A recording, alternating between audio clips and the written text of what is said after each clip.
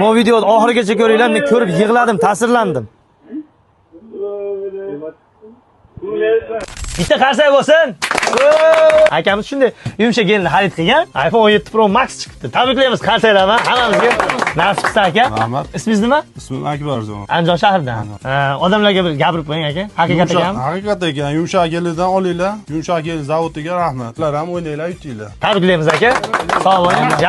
Yaxshi kunlarga ishlat. Rahmat aka. Sog' bo'ling. Hurmatli opa-singillar, mana shu video tezda o'zingizlar o'rtog'inglar tashab qo'yinglar.